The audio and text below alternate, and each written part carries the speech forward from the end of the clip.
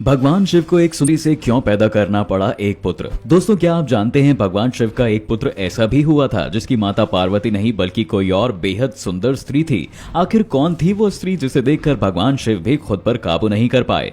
दरअसल माँ दुर्गा ने अपनी चंडी रूप में धरती पर अत्याचार करने वाले राक्षस महिषासुर का वध कर दिया था। ये बात जानकर उसकी पत्नी महिषी को बहुत क्रोध आया और तब उसने अपने पति की मृत्यु का बदला लेने का प्रण लिया। इस प्रण को पूरा करने के लिए उसने घोर तपस्या की। उसकी तपस्या से खुश होकर भगवान ब्रह्मा उसे वरदान देने के लिए प्रकट हुए और उससे बोले, महिषी, मैं तुम्हारी तपस्या से बहुत प्रसन्न हूँ, इसलिए मांगो जो तुम मांगना चाहती हो। राक्षसी महिषी ने ब्रह्मा जी से कहा, मैं चाहती हूँ कि आप मुझे अमर होने का वरदान दें। ब्रह्मा जी उसका ये वरदान सुनकर चिंता में पड़ गए और महिषी से बोले, मैं ये वरदान तुम्हें नहीं दे सकता हूँ, इसलिए तुम मुझसे कोई और वरदान मांगो। बहुत सोचने के बाद राक्षसी ने एक ऐसा वरदान मांगा जिसके बाद लगभग उसकी मृत्यु असंभव हो गई। उसने ब्रह्मा जी से कहा, आप मुझे ये वरदान दीजिए कि मेरी मृत्यु सिर्फ और सिर्फ भगवान शिव और नारायण के पुत्र के हाथों ही हो। ब्रह्मा जी उसे ये वरदान देकर अंतर ध्यान हो गए। महिषी के वध के लिए भगवान ने एक अद्भुत लीला रची। एक दिन नारद जी घूमते घूमते कैलाश पर्वत जा पहुंचे। वहां उन्होंने भगवान शंकर और माता पार्वती को प्रणाम कर उनका आशीर्वाद लिया।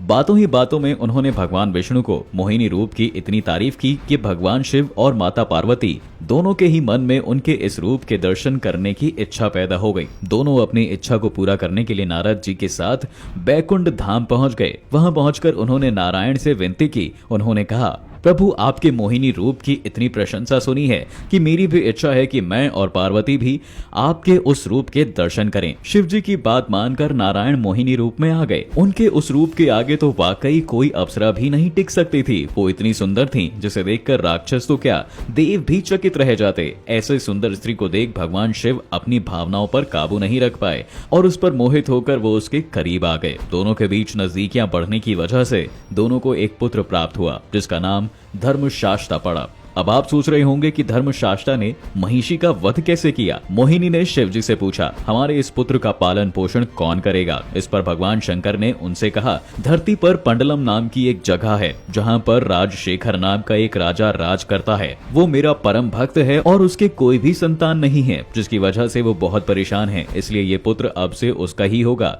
और वहीं उसकी देखभाल भी करेगा। तब मोहिनी ने उसके गले में एक घंटी बांधकर उसे जंगल में छोड़ दिया।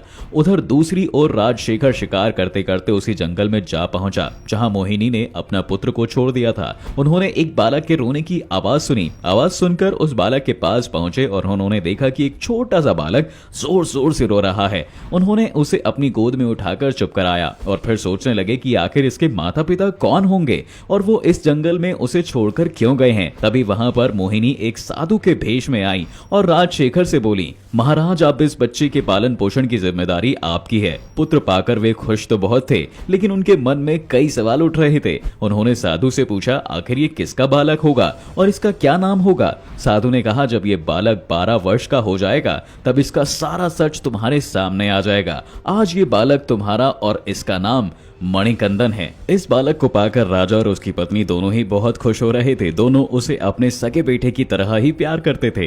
समय बीतता चला गया। उस बीच रानी गर्भवती भी हो गई। राजा का दीवान रानी से मिलने आया और उसने रानी के मन में ये सवाल पैदा कर दिया कि कुछ दिनों में मणिकंदन 12 वर्ष का हो जाएगा और महाराज उसे अपने उत्तराधिकारी घोषित कर देंगे। ऐसे में आपके सगे पुत्र का क्या होगा। ये बात सुनकर रानी चिंतित होने लगी और उन्होंने दीवान के साथ मिलकर एक योजना बनाई। योजना के अनुसार एक दिन रानी के सिर में बहुत तेज दर्द हुआ। राजा ने तुरंत राजवैद्य को बुलाया और रानी का इलाज करने को कहा। दूसरी ओर दीवान ने पहले ही वैद्य जी को यह बता दिया था कि उन्हें क्या कहना है। वैद्य ने वैसा ही कहा। उन्होंने कहा, रानी सिर्फ तभी ठीक हो सकती हैं जब उन्हें बाघिन का दूध लाकर दिया जाए। इस पर बिना समय गवाए मणिकंदन बाघिन का दूध लेने जंगल निकल गया। बाघिन को ढूंढते ढूंढते वो उसी जंगल में जा पहुंचा जहाँ महिषी रहती थी। महिषी ने जब मणिकंदन को देखा तो उसे मारने के लिए वो तुरंत उसकी ओर भागी।